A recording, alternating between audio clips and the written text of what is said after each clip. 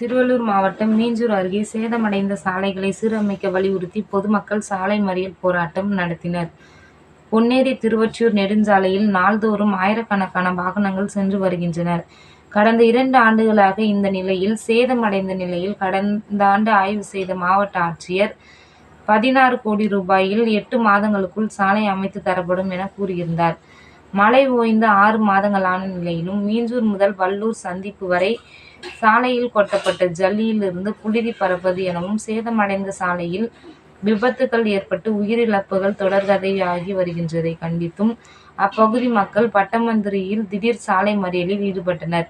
முதலமைச்சர் வரும்பொழுது உடனடியாக சாலை அமைக்கும் நிலையில் பொதுமக்கள் பயன்படுத்தும் சாலையை சீரமைப்பதில் மெத்தனம் காட்டுவதாக குற்றம் சாட்டினர். 2 மணி நேரத்திற்கும் மேலாக நடைபெற்ற சாலை மறியல் போராட்டம் காரணமாக இருபுறங்களிலும் சுமார் 2 கிலோமீட்டர் தூரத்திற்கு வாகனங்கள் அணிவகுத்து நின்றன. சாலை மறியலில் ஈடுபட்ட மக்களிடம் பொன்னேரி எம்எல்ஏ துரை சந்திரசேகர், காவல்துறையினர், நெடுஞ்சாலைத்துறை அதிகாரிகள் சமரச பேச்சுவார்த்தை நடத்தினர். இன்று இரவே சாலை அமைக்கும் பணிகளை தொடங்குவதாக எம்எல்ஏ துரை சந்திரசேகர், நெடுஞ்சாலைத்துறை அதிகாரிகள் உறுதியளித்ததை தொடர்ந்து சுமார் 2 மணி நேரத்திற்கும் மேலாக நடைபெற்று வந்த சாலை மறியல் போராட்டம் கைவிடப்பட்டது.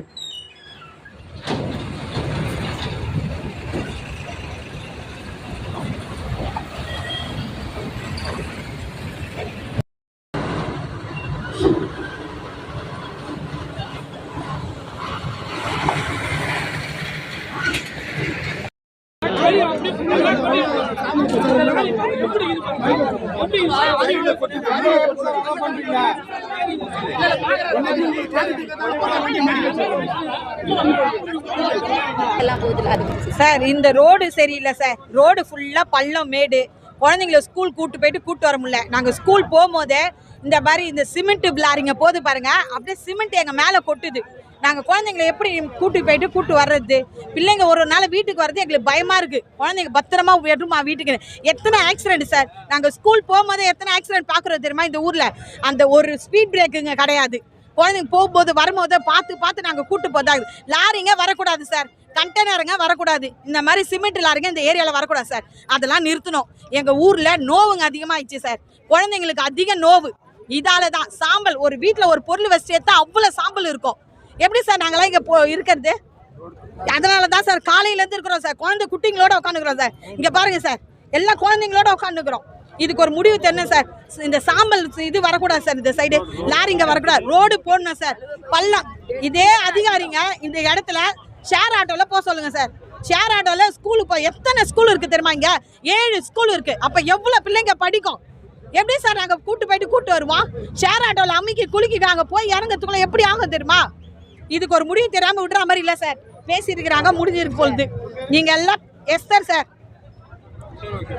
பெரும்பாலும் ஒரு 10 வருஷமா இப்படிதான் இருக்குது. இடையில வர அரசியல்வாதிகள் சும்மா தொட்டுட்டு போவாங்க. ஆனா முழுமையா யாரும் முடிக்கல.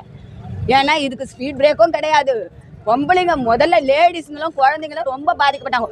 ஒரே வீட்டுல அம்மா புள்ள லாரி மோதி 2 பேரும் ஒரே அந்த டேர்னிங்ல அந்த குடும்பமே அழிஞ்சு போச்சு. ஒரு குழந்தை அது சென்டானிஸ் அந்த காலே போயிடுச்சு. கூட தாய் வர சொல்லி அந்த குழந்தைக்கு அந்த ஆக்சிடென்ட் நடந்தது.